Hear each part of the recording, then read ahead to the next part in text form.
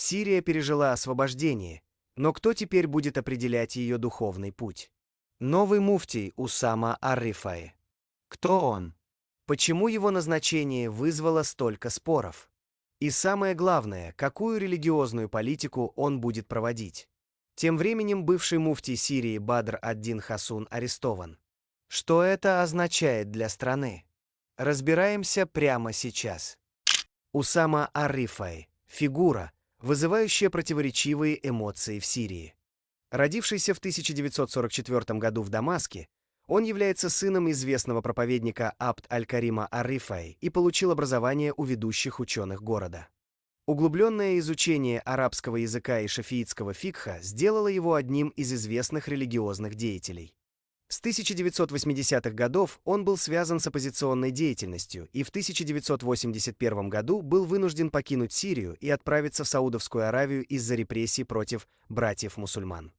В ноябре 2021 года он был избран верховным муфтием Сирии Сирийским исламским советом, что было положительно воспринято братьями-мусульманами.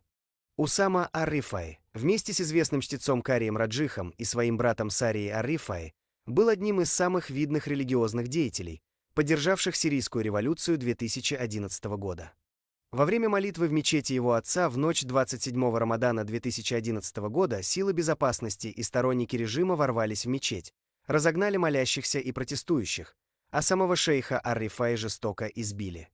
В 2021 году он вновь оказался в центре внимания, выступив с резкой проповедью в городе Азаз против феминистических организаций на севере Сирии. После этого ему запретили проповедовать и стали поступать угрозы убийством, из-за чего он покинул страну. Сначала он отправился в Каир, затем переехал в Стамбул, где было объявлено о возрождении Лиги ученых Шама под его руководством.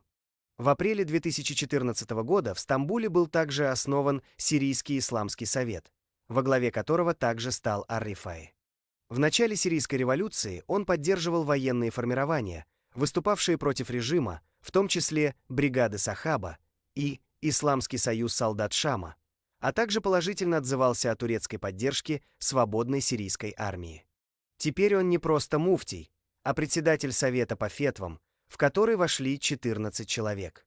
Совет принимает решения большинством голосов, а если мнения разделятся поровну, последнее слово остается за ар-Рифаи.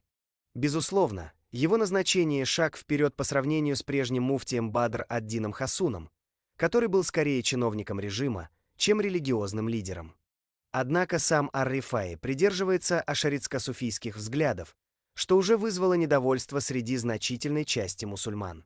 Его позиция может привести к новым противоречиям внутри сирийского общества, где многие ожидали от нового муфтия более ясного следования суннитским традициям. Какую роль Усама ар-Рифаи сыграет в новом этапе истории Сирии? Оправдает ли он возложенные на него ожидания, или же его взгляды приведут к новым расколам и кризисам? Возможно, его правление станет очередным испытанием для сирийского народа, который так долго боролся за свободу. Смогут ли мусульмане Сирии сохранить единство, или же новый муфтий приведет страну к еще большему разобщению? Напишите свое мнение в комментариях.